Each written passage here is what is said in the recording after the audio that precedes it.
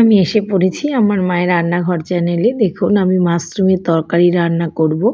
আলু ভাপ দিয়ে নিয়েছিলাম, তার মধ্যে আমি পেঁয়াজ আর জিরে ফোড়ন দিয়ে আলুটা ভাজা ভাজা করে আদা রসুন পেঁয়াজ বাটা একে একে দিলাম। তারপরে ধনের গুঁড়ো, জিরের গুঁড়ো, কাশ্মীরি লঙ্কার গুঁড়ো এটা দিয়ে ভালো করে কষাতে লাগলাম। এবার আমি মাশরুমটা হালকা গরম জলে ভাপ দিয়ে ধুয়ে তুলে রেখেছিলাম। সামান্য পরিমাণে নুন দিলাম, হলুদ দিলাম। খুব বেশি তেল দিইনি দেখুন, কিন্তু একটু তেল লাগবে, এই জন্য সামান্য পরিমাণে তেল দিতে হবে।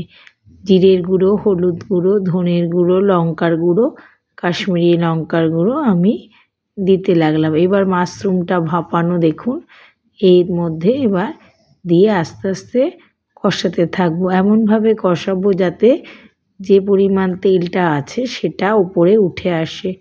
দেখুন মাশরুমটা আস্তে আস্তে কষাতে লাগলাম। বেশ ভালোভাবে একটু ধরে কষাতে হবে। এইবারে মাশরুম কষানো হয়ে গেলে একটু কম আঁচে কষাবেন যাতে মাশরুমটা পুড়ে না যায়, কারণ খুব সূক্ষ্ম জিনিস। মাশরুম বেশি ভাজাও যায় না বা বেশি সেদ্ধ করাও যায় না, সেই জন্য এইভাবে আস্তে আস্তে আস্তে আস্তে মাশরুমটা কষানো হয়ে গেল। তাহলে অল্প পরিমাণ জল দেব, যে পরিমাণ জল দেব যাতে একটা মাখা মাখা তরকারি হয়।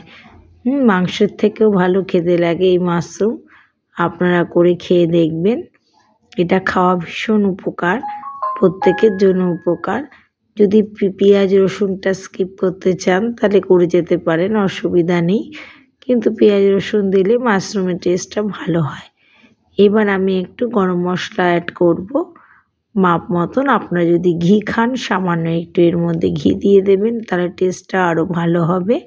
ঘি গরম মশলা এর মধ্যে দিয়ে দেবেন। সামান্য কিন্তু একটু চিনিও দিয়েছি কষানোর সময়, কিন্তু বলে দিলাম একটু হালকা চিনি দেবেন কষানোর সময়, খেতে ভালো লাগবে। এই যে দেখুন গা মাখা মাখা আমার হয়ে গেছে, আমার মাশরুমটা কমপ্লিট হয়ে গেল। এটা ভাত বা রুটি, পরোটা যে কোনো জিনিসের সাথে এটা যাবে। বন্ধুরা ভালো লাগলে সাবস্ক্রাইব করবেন, কমেন্ট করবেন, পাশে থাকবেন। ধন্যবাদ।